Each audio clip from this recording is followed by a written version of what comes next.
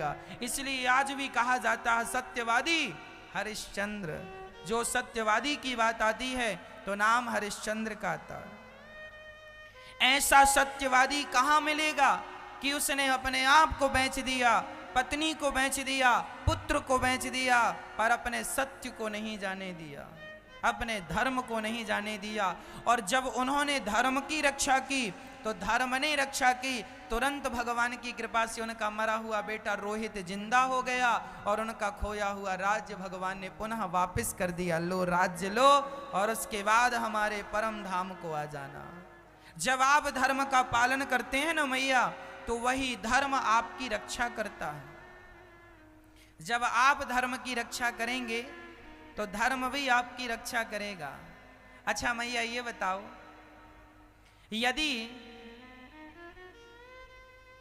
यदि आप झूठ बोलने लग जाएंगे तो फिर ये बताओ कि ये सत्य किसकी शरण में जाएगा? ये सत्य जो है, ये सत्य भी आज रो रहा है कि आज हमें कोई गले नहीं लगा रहा है। सब लोग झूठ को गले लगाते हैं। लोग कहते हैं महाराज जी झूठ ना बोले तो दुकान ना चले। सत्य खड़ा खड़ा रो रहा है कि कैसा युग आ गया, यहाँ सब झूठ को गले लगाते हैं पर सत्य को गले लगाने वाला कोई नहीं है। इसलिए आपसे हाथ जोड़कर प्रार्थना करता हूँ, आप ही सत्य को गले लगाने वाले बन जाओ और सत्य के रास्ते पर चलने वाले बन जाओ। प्राण चले जाएं पर वचन ना जाए, सत्य ना जाए। राम जी और रावण दोनों की राशि एक थी।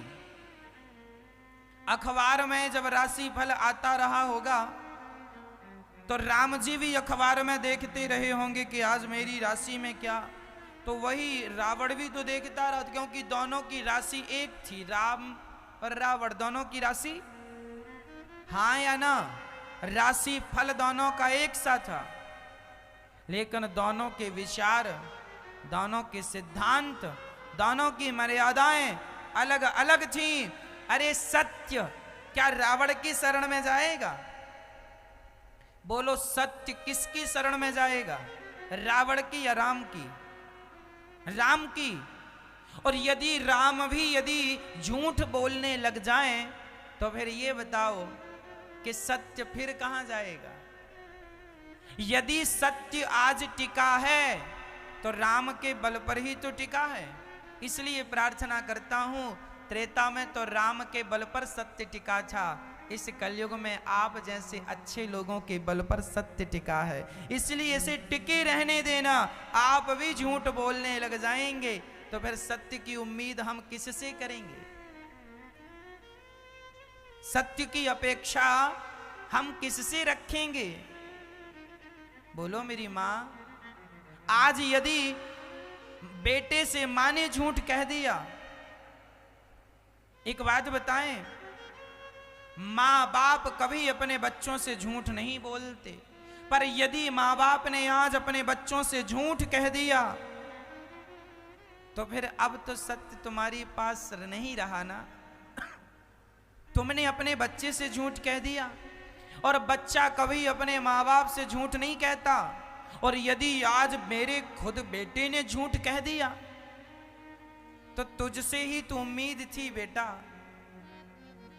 तुझसे ही तो मैं सत्य की उम्मीद करता था और आज तूने ही उम्मीद तोड़ दी। तो अब बता फिर मेरी उम्मीद जाकर टिकेगी किस पर? आप लोगों का विश्वास यदि मुझ पर है तो आपके विश्वास को बचाए रखना और आपके विश्वास की रक्षा करना, यही तो मेरा धर्म, मेरा कर्तव्य है। और यदि मैंने आपका विश्वास तोड़ दिया तो फिर आप किस पर विश्वास करोगे, ये तो बताओ। किस पर करोगे? आपने यदि मुझ पर विश्वास किया है तो मैं आपके विश्वास की रक्षा करूं, और यदि मैं ही आपके विश्वास को तोड़ दूं तो सच कहता हूं, यदि मैंने आपके विश्वास को तोड़ दिया तो फिर आइंदा से आप कभी किसी पर विश्वास नहीं करेंगे। एक बार आदमी का विश्वास टूट जाता है तो फिर वो विश्वास नहीं पनपता, नहीं बनता। इसलिए यदि मैं ही धर्म छोड़ दूंगा, मैं ही सत्य छोड़ दूंगा, तो फिर आपका विश्वास कहां टिकेगा? आज कम से कम विश्वास को आप कहीं टिका तो सकते हैं। उसी प्रकार मैं आपसे हाथ जोड़ प्रार्थना करता हूं, अपने आप को ऐसा बनाना कि सामने वाला अपना विश्वास आप पर टिका सके, अपना विश्वास कर सके कि ये आदमी मेरा विश्वास नहीं तोड़ेगा, ये व्यक्ति मेरा विश्वास नहीं। आपका बेटा ऐसा हो जो अपने माँ बाप का विश्वास ना तोड़े, माँ बाप ऐसे हो जो अपने बच्चे का विश्वास ना तोड़े। यदि माँ बाप ही विश्वास तोड़ने लगे और खुद की औलाद ही विश्वास तोड़ने लगी, तो बताओ फिर लोग विश्वास करेंगे किस पर? एक बात बताओ, मेरा भाई ही यदि विश्वास तोड़ दे तो फिर मैं विश्वास करूंगा किस पर? आपकी पत्नी ही आपका विश्वास तोड़ देगी तो फिर आप विश्वास करेंगे किस पर? आपका पति ही आपका विश्वास तोड़ देगा तो फिर आप विश्वास करेंगे? आपका सबसे ज्यादा विश्वास, पत्नी का विश्वास पति पर होता है और पति का विश्वास पत्नी पर होता है। इसलिए प्रार्थना करता हूं, अपने आप को ऐसा बनाना कि जिसने आप पर विश्वास किया हो, आपकी जिम्मेदारी है कि आप कभी उसका विश्वास नहीं टूटने देंगे। पत्नी का विश्वास न टूटे, पति का विश्वास न टूटे, पुत्र का विश्वास न टूटे, माँ बाप का विश्वास न टूटे। आप किसी के विश्वास को नहीं टूटने देंगे तो मैं वचन देता हूं, विधाता आपके विश्वास को कभी नहीं टूटने देगा। जब हम रक्षा करते हैं ना आपके विश्वास की, तो ईश्वर हमारा साथ देते हैं। इसलिए हाथ जोड़ विनती, आज बेटी, एक बाप अपनी बेटी पर कितना विश्वास करता है, पर जब वो लड़की किसी लड़के के साथ भाग जाती है तो उस लड़की ने, जानते हो, उस बाप का विश्वास तोड़ दिया। क्या तोड़ दिया? एक लड़के पर अपना पिता कितना विश्वास, मेरा बेटा है, कभी गलत नहीं कर सकता, पर वही लड़का जब किसी लड़की के साथ भाग जाता है तो क्या होता है? तुम तो बेटा अपना घर बसा रहे हो, पर जानते हो नुकसान कितना हुआ? तुम्हारे बाप का विश्वास टूट गया। विश्वास को बनाने में सारी जिंदगी लग जाती है मेरी मां। विश्वास बनाने में, विश्वास करने में सारी जिंदगी लग जाती है और टूटने में चुटकियों में टूट जाता है। इसलिए बेटी अपने बाप का विश्वास न टूटने दे और बेटा अपने माँ बाप का विश्वास न टूटने दे। बस इतनी सी प्रार्थना स्वीकार कर लेना कि आपसे किसी का विश्वास न टूटे। यदि टूट गया तो फिर बताओ आपका पिता किस पर विश्वास करेगा? आप ही ना उस विश्वास की रक्षा कर सकी और कर सके तो फिर आइंदा से कौन बाप अपनी बेटी पर विश्वास करेगा? कौन पिता अपने पुत्र पर विश्वास करेगा? इसलिए ये विश्वास की बात सब पर लागू होती है, मुझ पर, आप पर, हर रिश्ते पर लागू होती है। तो आज मुझे वचन दीजिएगा कि आप कभी अपनों का विश्वास नहीं टूटने देंगे। आप सदा सबके विश्वास में खरे उतरेंगे। यही धर्म है मां। और मैं सबका विश्वास तोड़ता रहूं तो क्या मैं धर्मात्मा कहलाऊंगा? फिर मैं जीता जी मुर्दा हूं। विश्वास न टूटे किसी का। सारी जिंदगी आदमी जीता है, कठिनता से जीता है। अरे संकट आता है तो सह लेता है, विपत्ति आती है भूखा रह जाता है, विश्वास नहीं टूटता, नहीं टूटने देता।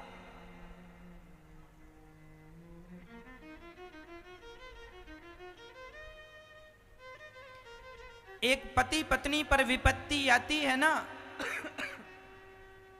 तो वो दोनों पेड़ के नीचे गुजारा कर लेते हैं।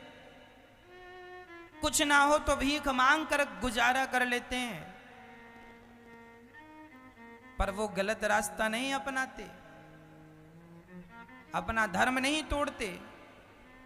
कुल मिला के धर्मो रक्षति रक्षिता, जो धर्म की रक्षा करता है स्वयं धर्म भी उसकी रक्षा करता है। राम और रावण राशि एक थी, परिवर्तित क्या था? सिर्फ इतना, राम के पास धर्म था और रावण के पास धर्म नहीं था।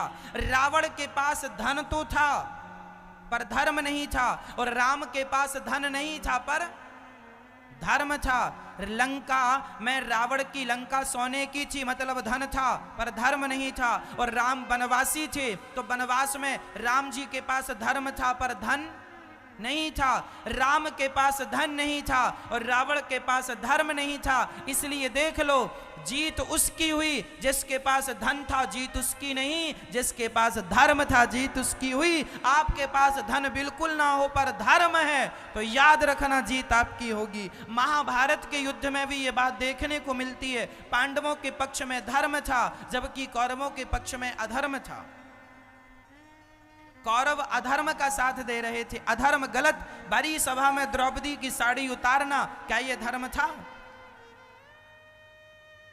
भरी सभा में दुर्योधन अपने पितामह गुरु द्रोणाचार्य का अपमान कर देता था। हे बुढ़े, ज्यादा ना बोलो, बैठे रहो, ये कह देता था। क्या ये छोटों को बड़ों के प्रति ये शब्द का प्रयोग करना, क्या ये धर्म है? नहीं। तो धर्म महाभारत में किस पक्ष में था बताइए? पांडवों के पक्ष में या कौरवों के पक्ष में? किसके पास था? किसके पास था? धर्म पांडवों के पास था, अधर्म कौरवों के पास था। जीत किसकी हुई? लोग कहते हैं पांडव जीत गए, पांडवों की जीत नहीं, धर्म की जीत हुई है। जिसके पक्ष में धर्म होगा वही जीतेगा। इसलिए था भरा सोना खचाखच लंक की दीवार में, एक रत्ती नहीं मिला रावण को मरती वार में। जाने न देना धर्म, लाइन को दोहराता हूं, जाने न देना धर्म, करना लोभ मत धन धाम का। और धर्म ही जाता रहा, धर्म ही जाता रहा तो फिर धन रहा किस काम का? धर्म चला गया और धन बच गया तो उस धन का करोगे क्या? धर्म चला गया और धन रह गया तो धर्म जाने पर धन का, उस धन का क्या करोगे? इसलिए धन जाए तो जाए पर धर्म न जाए, प्राण जाए तो जाए धर्म न जाए, प्राण जाए पर वचन न जाए। ये भारत देश धर्म के लिए, धर्म क्षेत्रे कुरुक्षेत्रे समवेता युतुत्सव, ये धर्म की नगरी है। इसलिए प्रार्थना करता हूं आप भी धर्म के पथ पर चलिएगा, धर्म के रास्ते पर चलिएगा। आपसे अधर्म ना होना चाहिए। माँ बाप की सेवा करना धर्म है, माँ बाप की आज्ञा का पालन करना धर्म है, चरित्रवान बनना धर्म है, सत्य बोलना धर्म है। इनका कभी त्याग ना कीजिएगा। जिस दिन त्याग कर दोगे सत्य का, उसी दिन तुम चलते फिरते मुर्दे कहलाओगे। अपने आप को मुर्दा ना बनने दीजिएगा। अरे एक दिन तो बनेंगे ही। मुर्दा मरने वाले को कहते हैं, जिंदा वही मुर्दा है जो झूठ बोलता है बात बात में, अपनी बात बदल देता है बात बात में, वो मुर्दा है। मनुष्य का धर्म क्या है, इस पर यह व्याख्या हुई। शास्त्रों का सार क्या है? राम नाम कृष्ण नाम सार है। ईश्वर सगुण है या निर्गुण है? ईश्वर सगुण और निर्गुण दोनों है। भगवान के 24 अवतारों का वर्णन है। व्यास जी ने 17 पुराण लिख डाले मैया। अंत में उन्होंने नारद जी के कहने पर भागवत जी की रचना की। नारद जी ने कहा, मैं दासी पुत्र था, पर जब से मैंने भगवान की संगति, संतों की संगति की, मैं नारद पुत्र, ब्रह्मा पुत्र नारद हो गया। किसके बल से? केवल संतों की सेवा के बल से। संत सेवा जरूर बनी रहे। संत सेवा से जो जुड़ा है वह भगवान से जुड़ा है। इसलिए संतों से अपने आप को जोड़ के रखिएगा। संतों से जुड़ा हुआ व्यक्ति, रावण जब तक विभीषण से जुड़ा रहा तब तक रावण का बाल भी बांका नहीं हुआ। और रावण जब ही विभीषण त्यागा, भयउ विभव बिनु तब ही अभागा। उसी समय रावण अभागी हो गया जब रावण ने विभीषण का त्याग किया। अस कही चला विभीषण जबहि, आयुहीन भय सब तबहि, साधु अवज्ञा तुरंत भवानी, साधु का अपमान करोगे तो उसका परिणाम तुरंत मिलेगा, कुछ दिन बाद नहीं, तुरंत। रावण को तुरंत मिला। प्रिय भक्तों, व्यास जी महाराज को नारद जी ने कहा भागवत की रचना कीजिए तब शांति मिलेगी। शांति पाना हो तो नारद जी ने कहा मैं दासी पुत्र था, मेरे यहाँ संत आए, खूब सेवा की, उन्होंने मुझे मंत्र दिया, मैंने माँ की सेवा की, माँ का अंतिम संस्कार, जब माँ चली गई तो मैंने माँ का अंतिम संस्कार किया। अच्छा, नारद जी भी अपनी माँ की खूब सेवा करते हैं। कितना भी बड़ा योगी हो, क्यों भी कितना भी बड़ा ज्ञानी विज्ञानी हो, पर वह माँ के ऋण को चुका ना सकेगा, इसलिए सदा माँ की सेवा करनी चाहिए, हर पुत्र का धर्म है। श्री नारद जी कहते हैं मैंने खूब सेवा की अपने माँ की, और माँ के आशीर्वाद से मैंने संतों की कृपा से जो मंत्र पाया उसका जाप किया, तो मैं दासी पुत्र था, उस शरीर को छोड़कर भजन के प्रभाव से मैं ब्रह्मा पुत्र बन गया। बोलिए भक्त वत्सल भगवान की जय जय श्री राधे श्याम।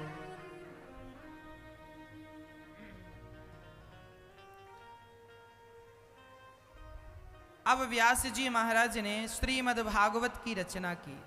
कहां से? महाभारत के युद्ध से। 99 कौरव मारे गए हैं, 100वां दुर्योधन अभी जिंदा था। जंघा टूट गई थी, जंघा टूट गई पर मरा नहीं था दुर्योधन। अश्वत्थामा आया, द्रौपदी के 5 बच्चों को मार कर ले गया। देख मित्र, मैंने पांडवों को मार दिया। अर्जुन ने ध्यान से देखा, मित्र ये पांडव नहीं, पांडव पुत्र हैं, ये पांडव नहीं, पांडव पुत्र हैं। 5 का सिर काट दिया, 5 सामने हैं। दुर्योधन ने देखा ये पुत्र हैं, उसी सुख दुख की संधि में दुर्योधन की मृत्यु हो गई। जब द्रौपदी ने देखा कि मेरे बच्चे अभी तक सोकर नहीं उठे, जाकर देखा तो 5 बच्चों की लाश पड़ी थी। 5 बच्चे मरे पड़े थे। तुरंत दौड़ पड़े अर्जुन, भगवान को सारथी बनाकर।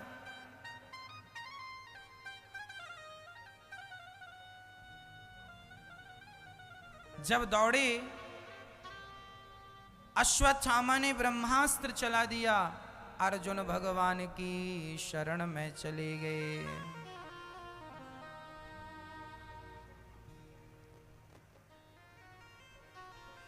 कृष्ण कृष्ण महाबाहो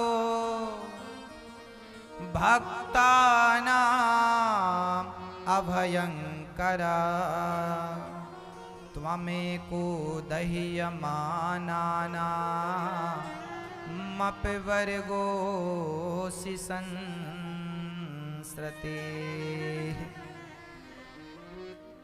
चरणों में गिर पड़े। अर्जुन महाराज ब्रह्मास्त्र चला दिया उसने। भगवान बोले तुम भी चलाओ। अर्जुन ने ब्रह्मास्त्र चलाया, दोनों टकरा जाते तो प्रलय हो जाता। दोनों को शांत किया भगवान ने। अर्जुन ने अश्वत्थामा के केस पकड़े और द्रौपदी के समक्ष खड़ा कर दिया। द्रौपदी, तेरे पुत्र का हत्यारा तेरे सामने खड़ा है, जो दंड देना है इसे दे दो। तब द्रौपदी ने कहा, दया धर्म का मूल है, पाप मूल अभिमान, तुलसी दया न छोड़िए जब तक घट में प्राण। हमें दया कब तक करनी चाहिए मैया जी? जब तक हमारे शरीर में प्राण है। इसलिए मुर्दे से तो आप अपेक्षा कर नहीं सकते, जिंदा हैं तब तक तो कर सकते हैं। इसलिए दया ना छोड़िए, दया धर्म का मूल है। हमारा धर्म क्या है? दया ही तो धर्म है। आज लोगों के अंदर बिल्कुल दया नहीं है, निर्दयी हो गए हैं। आज लोग बकरे की हत्या कैसे कर देते हैं, आज लोग किस निर्दयता पूर्वक मछली को मार डालते हैं, मुर्गी को मार डालते हैं, पंखों को नोच लेते हैं।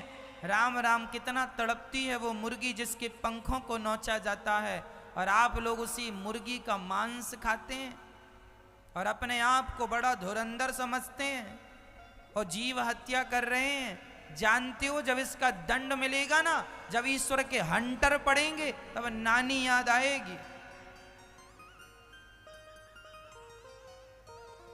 मांस खाने वाला व्यक्ति वो अपनी दुर्गति कर रहा है, इससे ज्यादा कुछ नहीं।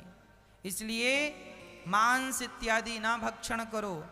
ठाकुर जी जो खाते हैं दाल चावल सब्जी रोटी 56 भोग, वो आप प्रसाद ग्रहण करो, भगवान को भोग लगाकर। द्रौपदी ने कहा इसे छोड़ दो क्योंकि ये गुरुपुत्र है। दया है द्रौपदी के अंदर। क्यों? क्योंकि द्रौपदी एक मां है और मां सदा करुणा करने वाली रही है। इसलिए हो पति की मां से करती हो कि नहीं? अच्छा, अपनी मां से ना हर लड़की बहुत प्यार करती है, पर अपने पति की मां से जरा कम प्यार रहता है, मतलब सास से।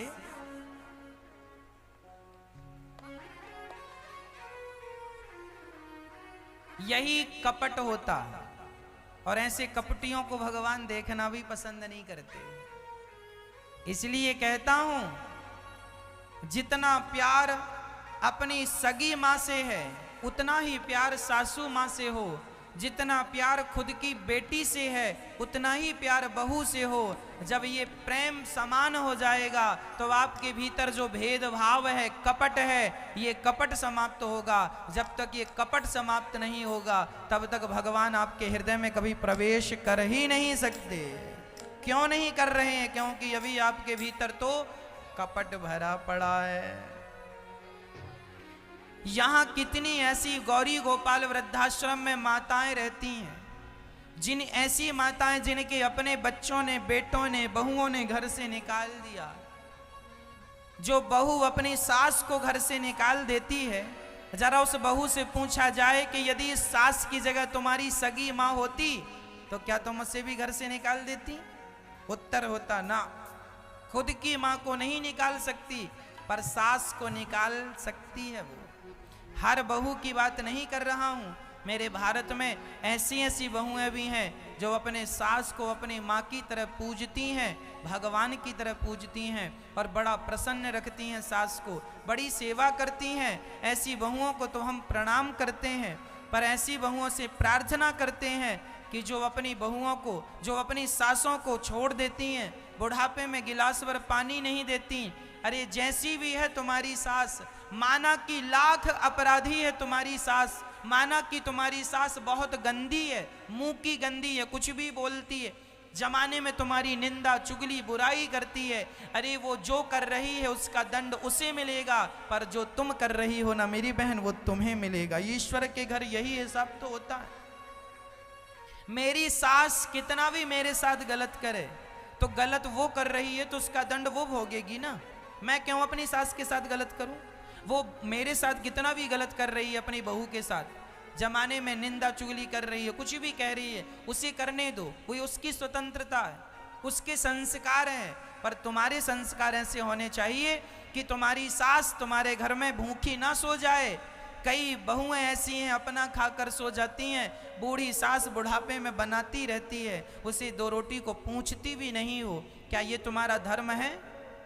तुम्हारे ही घर में कोई भूखा पड़ा है, अरे कोई घर से भूखा नहीं जाना चाहिए, और तुम्हारी सगी सास भूखी पड़ी है, क्या यह उचित है? क्या तुम्हें इसका पाप नहीं लगेगा? इसलिए जरा बचो। यहां तो देखो हम 25, 50, 100 साल रह के चले जाएंगे, जब यहां से जाएंगे ना तब हिसाब पूरा होगा। यहां सब हरा हरा दिख रहा है, सब मस्त है, सब अच्छा है, कर लो पाप कर लो, कौन देखने वाला? एक सास एक बहू थी, एक सास थी, टीवी पर भी ये न्यूज में ये वीडियो वायरल हुई थी, मैंने देखा अपनी आंखों से, बहुत पुरानी बात है। एक बूढ़ी अम्मा थी, लगभग 85 साल की आयु थी, खटिया में पड़ी रहा करती थी, उसे पड़े पड़े खिलाना पड़ता था, पड़े पड़े उसके मुंह में रोटी देनी पड़ती थी। तो उसका जो बेटा था ना, रोज उठा के बिठाता, माँ को अपने हाथ से खवाता, माँ की साड़ी चेंज करता, पर वो आदमी था ना, काम पे बाहर जाना पड़ता था, तो वो अपनी पत्नी से कह के जाता था, सुनो जरा माँ कुछ दिनों की मेहमान है, मर जाएगी, बिल्कुल बूढ़ी हो गई है, जरा मुंह में 2-4 दाना डाल दिया करो, 2-4 निवाला डाल दिया करो, हाथ में लकवा मार गया, पैरालाइसिस हो गया, अपने से ना खा नहीं सकता, तो जरा तुम खिला दिया करो, और साड़ी वाड़ी गंदी हो जाए तो जरा धुल दिया करो, थोड़े दिन की बात है, मर जाएगी थोड़े दिन में, जब तक है सेवा कर लो, यही धन है हमारा। बहू ने हाँ तो कह दिया, पर वो बहू पता अपनी सास के साथ क्या करती थी? पति के जाने के बाद खटिया से उठा के पटक देती थी, और जब उसका पति वापस आता तो वो देखता कि माँ के हाथ में चोट लग गई, तो कह देती कि माँ जी गिर गई हैं। और अच्छा, लकवा लगने से ना उसकी माँ बोल भी ना सकती, क्योंकि लकवा पैरालाइसिस की बीमारी ऐसी, आदमी बोलता भी नहीं है, ये सब बंद हो जाता है। तो वो इशारा करती माँ बूढ़ी, पर क्या इशारा समझ में आता है ना। एक दिन उसके बच्चे ने कमरे में कैमरा लगा दिया, खुफिया कैमरा, देखो तो माँ कैसे गिरती है, तो रोज की तरह बहू ने उठा के पटक दिया।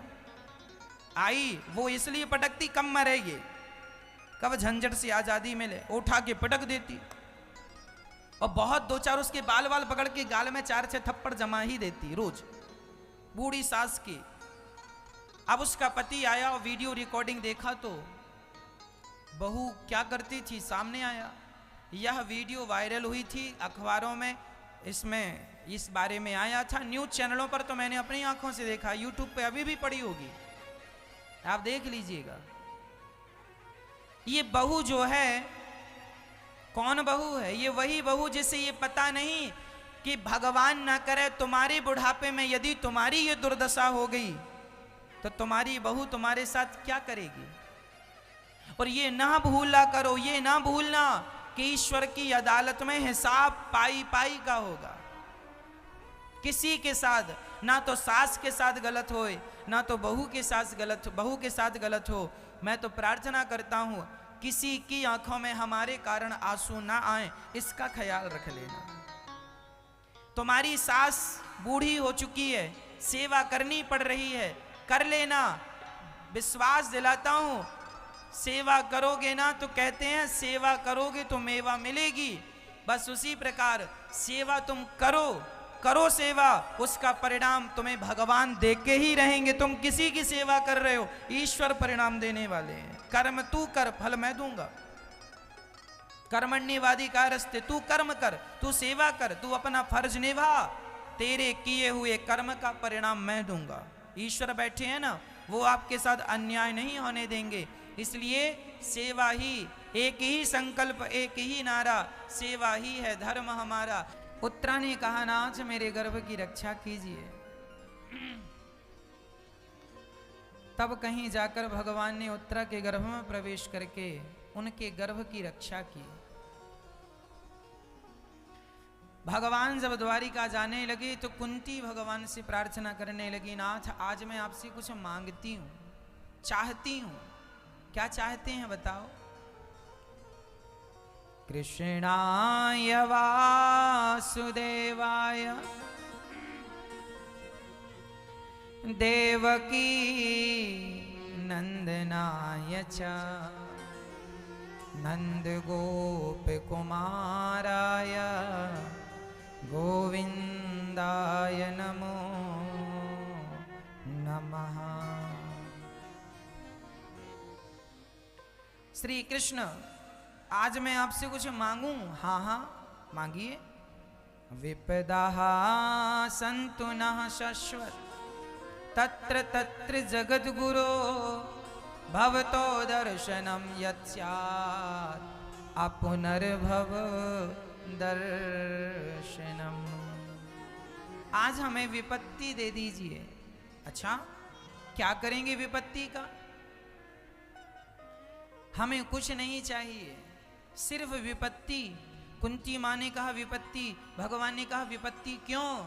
तब कुंती बुआ ने कहा विपत्ति इसलिए कि जब जब संपत्ति आई है तब तब आपका विस्मरण हुआ है, और जब जब विपत्ति आई है तब तब आपका स्मरण हुआ है। ऐसे सुख का हम क्या करेंगे जिस सुख में आप विस्मरण हो जाएं, आप चले जाएं, ऐसा सुख हम नहीं चाहते। आप बने रहें, ऐसा दुख ही हमें अच्छा। भगवान से यही प्रार्थना करना चाहिए कि नाथ हमें, अच्छा आपको क्या चाहिए, सुख या दुख? भगवान से ना सुख मांगो ना दुख मांगो, भगवान से कहो नाथ जैसे रखेंगे आप हम रहेंगे। यदि जीवन में दुख देते हो तो नाथ देना, पर दुखों को सहने की शक्ति भी देना, क्योंकि वो मेरे पास नहीं। विपत्ति देना पर विपत्ति को सहन करने की शक्ति देना। हम तो जिसमें राम जी की मर्जी है उसमें अपनी मर्जी रखते हैं। हम तो जमीन पर भी लेट जाते हैं, पलंग मिले तो पलंग पर भी लेट जाते हैं।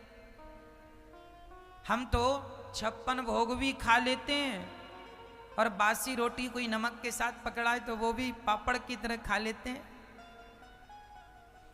आदि नहीं है कि यही मिले, जैसे रखें राम जी रहना चाहिए, और हर हाल में सीताराम सीताराम कहना चाहिए। हम तो भगवान की मर्जी में मस्त रहते हैं, हमारी अपनी कोई मर्जी नहीं है, ठाकुर जी की मर्जी में मस्त रहा करते हैं। कुंती बुआ ने भगवान की स्तुति की। आज भगवान नेत्र बंद करके पितामह भीष्म का चिंतन कर रहे थे। युधिष्ठिर आए, क्या हुआ? श्याम सुंदर आंख बंद करके किसका ध्यान? बोले हम अपने भक्त का ध्यान कर रहे हैं। अच्छा कौन सा भक्त? कौन सा भक्त का ध्यान कर रहे हैं आप? मैं भक्त का ध्यान कर रहा हूं। भक्त का नाम है पितामह भीष्म। अच्छा भीष्म पितामह वो आपके भक्त हैं? हाँ अनन्य भक्त हैं पितामह। अहरनिश हर क्षण भगवान का चिंतन करते रहा करते हैं। केवल कृष्ण कृष्ण। बाणों की सैया पर लेटे थे, पर उस समय भी उन्होंने भगवान का स्मरण करना नहीं छोड़ा। अच्छा किसी ने कहा महाराज ये पितामह भीष्म को बाणों की सैया पर क्यों लेटना पड़ा? इसलिए लेटना पड़ा क्योंकि उन्होंने दुर्योधन का साथ दिया, गलत आदमी का साथ। अच्छा एक बात बताओ, यदि हम शराबी के संग में खड़े हो जाएंगे ना, भले हम शराब ना पिए, केवल खड़े हो जाएं, तो देखने वाला कहेगा संग में खड़े हैं, जरूर पीते होंगे। हाँ जी सही है। देखने से सामने वाला यही सोचता। आप आतंकवादियों के साथ खड़े हो जाइए, आप आतंकवादी नहीं हैं पर आतंकवादियों के संग खड़े हो गए, देखने वाले को क्या लगेगा? खड़े होने। और यदि आप संतों के साथ खड़े हो गए तो देखने वाला जरूर समझेगा कोई सत्संगी है, कोई भक्त है, संतों के संग खड़ा है। इसलिए आप किसके साथ खड़े हैं ये बहुत मायने रखता है ना। अर्जुन श्री कृष्ण के साथ खड़े हुआ करते थे, और पितामह भीष्म दुर्योधन के साथ खड़े हुआ करते थे। जब दुर्योधन के साथ पितामह भीष्म जैसे लोग खड़े होंगे तो बाणों की सैया पर तो लेटना ही पड़ेगा ना। कहो जी, नहीं लेटना पड़ेगा। मैया गलत आप कितने भी अच्छे हैं, आप दूध के धुले हैं, बड़े पवित्र विचारों के हैं, पर क्या करे विडंबना ये है संगत तो दुर्योधन की है। पितामह भीष्म ने मरने के पहले अपना शरीर का एक एक बूंद लहू, रक्त, खून जमीन पर गिराया है। किसी ने पितामह से कहा, पितामह आपको दर्द नहीं हो रहा है, पूरे शरीर में बाण चुभे? पितामह ने कहा, दर्द अब बिल्कुल नहीं है। क्यों? कांटा लग जाने में लोगों को दर्द होता और आपको दर्द नहीं है, क्यों? पितामह ने कहा, दर्द तब था जब मैं दुर्योधन के पक्ष में था, अब तो मैं बाणों की सैया पर लेट करके अपने पापों का प्रायश्चित कर रहा हूं। शरीर का एक एक बूंद लहू पितामह भीष्म को इच्छा मृत्यु का वरदान था। किसने दिया था? इनके पिता शंतनु ने कहा था, जा जब तेरी इच्छा होगी तब मरेगा। इच्छा के विरुद्ध मौत भी आकर बाप की सेवा करने वाला ना मौत को भी विजय प्राप्त, मौत को भी जीत लेता। जब तू चाहेगा तब मरेगा। पितामह भीष्म सेवा के बल पर पिता को इतना प्रसन्न कर लिए इच्छा मृत्यु का। अब बताओ, जिसको इच्छा मृत्यु का वरदान होगा वो क्या इतना कष्ट उठाने को तैयार होगा कभी भी? अरे मर जाऊं क्या, कितना कष्ट क्यों? आजकल तो आप पर ना थोड़ी सी मुसीबत आती है तो आप आत्महत्या करने का सोच लेते हैं। अरे मर जाएं, जीने से क्या होगा, मर जाते हैं, चलो मर जाते हैं। पितामह को इच्छा मृत्यु का वरदान था और शरीर के हर अंग में बाण चुभे थे। अब सोचो कितना कष्ट हो रहा होगा, लेकिन फिर भी नहीं मरे। किसी ने कहा, पितामह मरते क्यों नहीं हो, अब किस लिए जिंदा हो? बोले, अभी एक बार मैं किसी को देखना चाहता हूं। किसे? श्री कृष्ण को देखना चाहता हूं। ये आंखें बंद होने के पहले अंतिम बार अपने आप को, अभी तक मैंने अपने आप को दुर्योधन के हवाले किया था, अब मैं अपने आप को श्री कृष्ण के हवाले करना चाहता हूं, श्री कृष्ण का होना चाहता हूं। यदि तुम्हारे मौत के समय भी तुम्हारी आंखें खुल जाएं तो कल्याण हो जाएगा।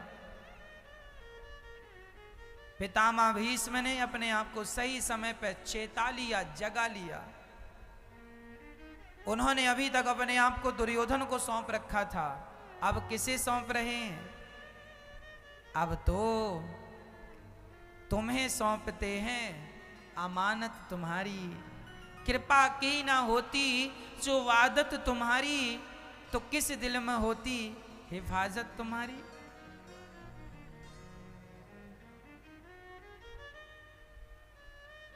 कहां कौन जानता यदि भगवान दयालु कृपालु ना होते तो। ना हम होते मुजलिम, ना तुम होते हाकिम, तो किस दिल में होती इबादत तुम्हारी। कृपा की ना होती जो आदत तुम्हारी। गरीबों के दिल में जगह तुम ना पाते, तो किस दिल में होती हिफाजत तुम्हारी। कृपा की ना होती जो आदत तुम्हारी। यदि भगवान की आदत कृपा करने की, पितामह भीष्म पर कृपा करने भगवान गए और अंत समय पितामह के सामने जब श्री कृष्ण खड़े हो गए, पांडवों को उपदेश देकर, पितामह आप पलक दृष्टि से, पितामह ने अब पलक झपकना छोड़ दिया और केवल टुकुर टुकुर कृष्ण का दर्शन कर रहे हैं। कह रहे हैं, श्याम सुंदर मुझे वो दृश्य अभी तक याद है जब आपने रथ का पहिया उठाकर मेरी ओर दौड़े, जब मैंने अर्जुन पर बाणों की बौछार कर दी। पितामह की प्रतिज्ञा थी कि मैं कृष्ण को, कृष्ण की प्रतिज्ञा थी महाभारत में कि मैं अस्त्र शस्त्र नहीं उठाऊंगा, और पितामह ने कहा था मैं उठवा के रहूंगा। और जब बाणों की बरसात की तो रथ का पहिया लेकर दौड़ पड़े पितामह। धनुष बाण छोड़ दिया पितामह ने। कन्हैया मुझे विश्वास था कि आप मेरी प्रतिज्ञा को रखने के लिए आप अपनी प्रतिज्ञा तोड़ देंगे। भगवान कहते हैं मेरा मान टले तो टले, पर भक्त के मान को न टलते देखा। भगवान कहते हैं मेरी प्रतिज्ञा टूट जाए पर मेरे भक्त की प्रतिज्ञा नहीं टूटनी चाहिए। न मे भक्त्या प्रणश्यति, मेरे भक्त का कभी नाश नहीं हो सकता। भगवान ने गीता में वचन दिया है, जो मेरी शरण में है, जो मेरे चरणों में अपना माथा रख देगा, उसका कभी मैं नाश नहीं होने दूंगा, उसका कभी मैं पतन नहीं होने दूंगा, उसको कभी मैं दुखी नहीं होने दूंगा, उसके जीवन में कभी संकट नहीं आने दूंगा। यदि आप लोग कोई ये प्रश्न करें महाराज जी मैं तो समर्पित हूं पर मेरे जीवन में तो संकट है, यदि संकट है तो समझ लीजिएगा कि आप पर ऐसा बहुत भयंकर संकट था, पर परमात्मा के चरणों में समर्पण करने से बहुत बड़ा संकट परमात्मा छोटा करके ही टाल रहे हैं, टालना तो पड़ेगा। द्रौपदी के 5 पति मरने वाले थे, सुन लेना, द्रौपदी के 5 पति मरने वाले थे, तो भगवान ने 5 पतियों को तो बचा लिया पर द्रौपदी के 5 बच्चों को ना बचा सके। 5 बच्चों को अश्वत्थामा ने मार डाला। द्रौपदी तेरे 5 जाएंगे, चाहे पति जाए चाहे पुत्र जाए, बोल किसे रखना चाहती है। तो भगवान बहुत बड़ी विपत्ति को छोटे में टाल देते हैं। विपत्ति आएगी, शरण में हो आएगी विपत्ति, पर मौत आनी होगी तो वो कांटा चुभकर निकल जाएगी, है ना। इसलिए भगवान के श्री चरणों में क्या कर दो, समर्पण कर दो। नाथ मैं आपका हूं, मैं आपकी हूं, हे नाथ मैं आपको कभी भूलूं नहीं। पितामह ने भगवान की स्तुति की थी, मति रूप कल्पिता वितृष्णा, मेरी बुद्धि निर्मल हो गई है। अब दुर्योधन के खाए अन्न से बुद्धि बिगड़ गई थी, अब निर्मल हो गई। अब बुद्धि मैं आपके मन आपके चरणों में सौंपता हूँ। ये सौंप कर भगवान के पितामह भीष्म भगवत धाम को गए हैं, उनका संस्कार हुआ। भगवान द्वारिका गए जहाँ उनका स्वागत हुआ, परीक्षित का जन्म हुआ, धृतराष्ट्र गांधारी का वन में जाना, युधिष्ठिर का अपसगुन होना और भगवान श्री कृष्ण का धरती से छोड़कर धराधाम की ओर, धराधाम को छोड़कर परम गौलोक वास करना। जब भगवान गए तो मां कुंती ने प्राण त्याग दिया और 5 पति अर्थात 5 पांडव स्वर्गारोहण के लिए निकल गए। राजा परीक्षित कलयुग के पहले राजा बने। एक गाय और एक बछड़े को देखा कि गाय बछड़े कोई काला सा आदमी मार रहा है, पूछ लिया तुम कौन हो। उसने कहा मेरा नाम कलयुग है। तो गाय को क्यों मारते हो? बोले जहाँ ये गौ सेवा होती है वहाँ मेरा ठिकाना नहीं है, मैं कलयुग हूँ। जहां गौ सेवा होती है वहां कलयुग नहीं होता। पर आज लोग गौ सेवा नहीं करते, कुत्ता सेवा कर रहे हैं, बिस्किट खा रहे हैं कुत्ते महंगे महंगे। यहां गरीब आदमी भूखा मर रहा और यहां कुत्ते बिस्किट चबा रहे हैं। कलयुग तो आज उल्टी गंगा बहा रहा। अरे एक व्यक्ति वो है जो रोटी को तरसता है और सेठ जी का कुत्ता बिस्कुट चबा रहा है। गौ माता की सेवा करोगे तो दूध मिलेगा, कुत्ते की सेवा करने से क्या मिलेगा?